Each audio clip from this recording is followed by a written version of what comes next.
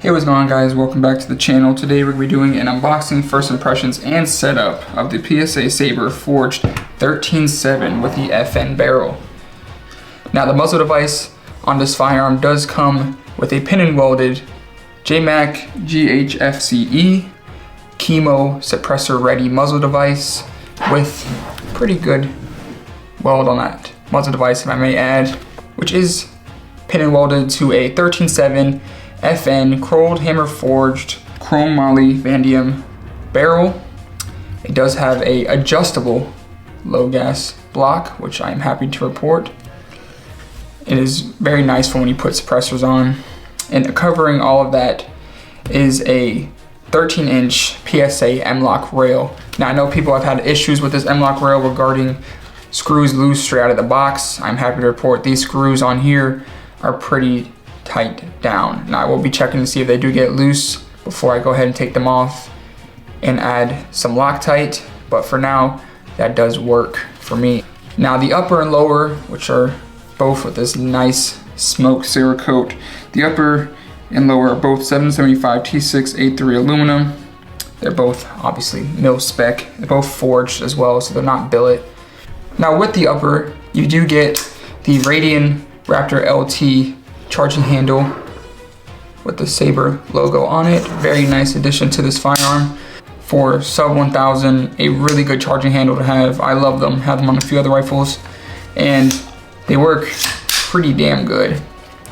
The lower, as we said, is Cerakoted with the same finish, and it does have the B5 Systems furniture on it. It does have a nice state buffer tube, which I'm happy to report. I've seen some videos, no shake at all, besides the stock obviously, which only a little bit of wobble. B5, like I said. It does have the Radian Raptor 45 degree and 90 degree safety. I did take 2 minutes out of the time to put it at 45 degrees, which is a very nice addition to have. Makes it a little easier. Take it off safety, put it back on safety without having to throw your whole finger to do it to 90 degrees. You do get the B5 Systems pistol grip, as well as the B5 enhanced trigger well on here. Now, I do know that these Sabres used to come with the Hyperfire trigger.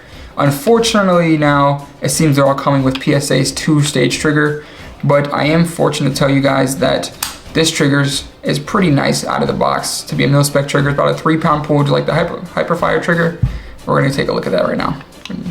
Get a little bit of play to a quick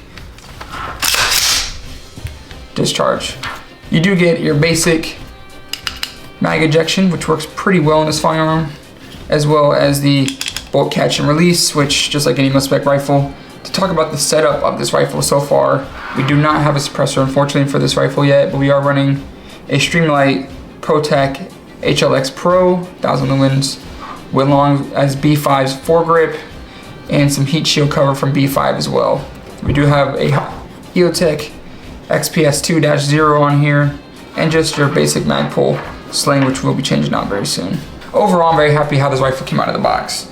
PSA did a good job with QC regarding screws being loose, the welding on the barrel, everything looks great. I am also happy to report that this magazine that came with the PSA rifle, I'm not too sure who manufactures it, but it is a pretty good magazine.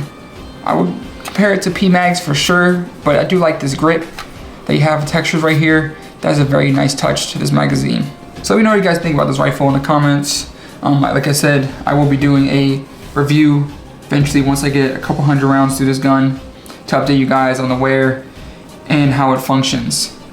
Make sure you guys like and subscribe. Thanks for watching, and we'll see you guys in the next video.